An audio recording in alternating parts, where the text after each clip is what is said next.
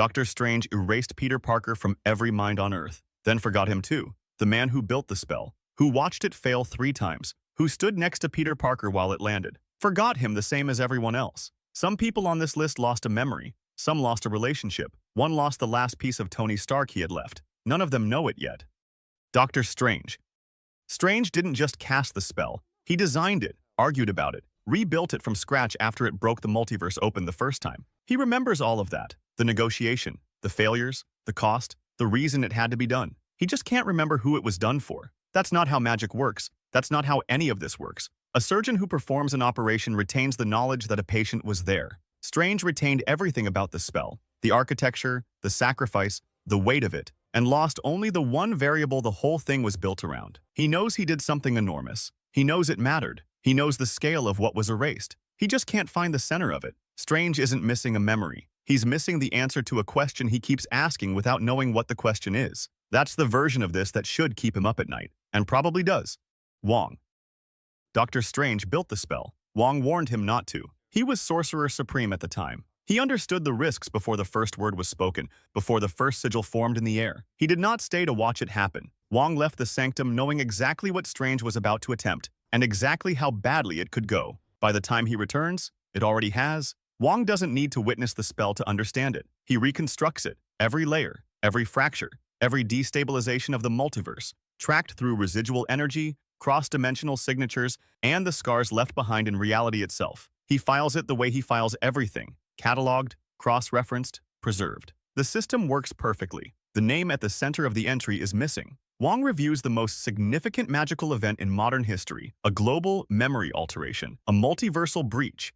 Everything is documented. The spell, the cost, the reason. One field is blank. Wong has maintained the sanctum's archives for decades. Records do not fail. They do not degrade. They do not forget. And Wong, who has spent his life accounting for what other sorcerers leave behind, begins accounting for the absence.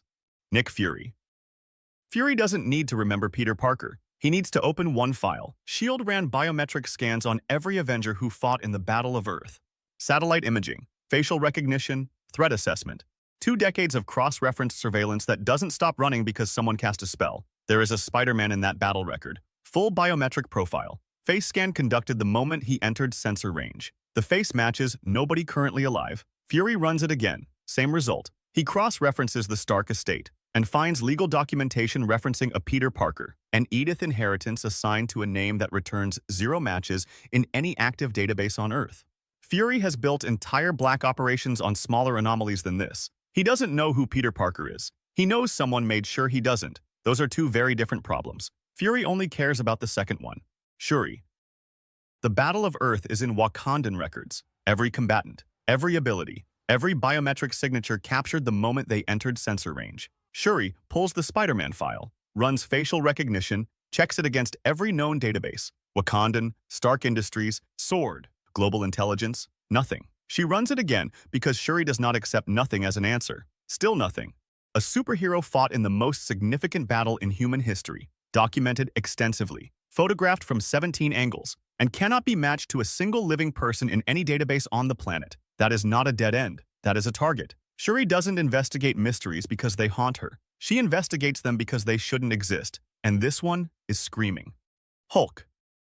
Bruce Banner and the Savage Hulk have never fully shared a mind. 2 consciousnesses, 1 body, a psychological architecture so fractured that for years they couldn't occupy the same space simultaneously. Banner suppressing the Hulk erasing Banner, neither one fully trusting the other with control. Smart Hulk resolved the body. It never fully resolved the split. Here's what the spell was designed to target: a person, a specific human consciousness carrying a specific name. It found Bruce Banner and removed Peter Parker from his memory cleanly and completely. It may not have reached the other one. The Savage Hulk doesn't process the world the way Banner does. Different instincts, different threat recognition, different emotional architecture entirely. A magical memory wipe calibrated to human consciousness, hitting a mind that has never operated like a human consciousness. That's not a guaranteed clean result. Somewhere underneath Smart Hulk's carefully constructed equilibrium, a dormant consciousness may be sitting with a memory Banner no longer has access to. The Hulk doesn't forget things that mattered. He doesn't have the sophistication to decide something didn't matter. He just holds it, unprocessed, undiscarded, exactly as it was. Banner forgot Peter Parker. The other guy might not have gotten the memo. Thor.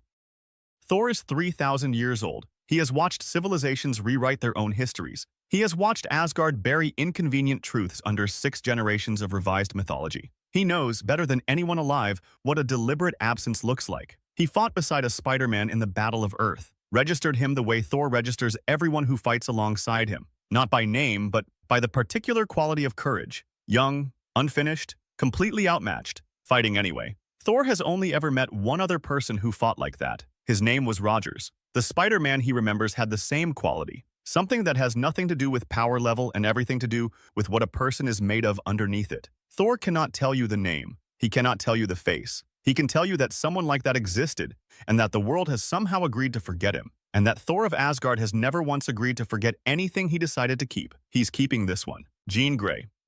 Every other character on this list is working around the spell. Jean Grey doesn't have to. She was never in the MCU when it landed. She's not operating inside the same universe, the same timeline, or the same continuity. The memory wipe that reached 8 billion minds simultaneously never touched her. Not because she was protected, because she was never in range. But here's the angle nobody is talking about. Jean doesn't need to remember Peter Parker. She needs 30 seconds of proximity and an unguarded mind. A telepath of her caliber doesn't retrieve memories, she walks through them. Directly. The spell removed Peter from the world's memory, but it did not remove him from Peter's own mind. He remembers himself. He knows exactly who he is. Every relationship, every loss, every person who forgot him, stored completely, intact, accessible to anyone with the ability to go looking. Jean Grey can read the full file. Every person on this list is searching for a name they lost. Jean finds the source and reads it directly. She doesn't need the world to remember Peter Parker. She needs one conversation with him. And then she knows everything the spell worked so hard to take away.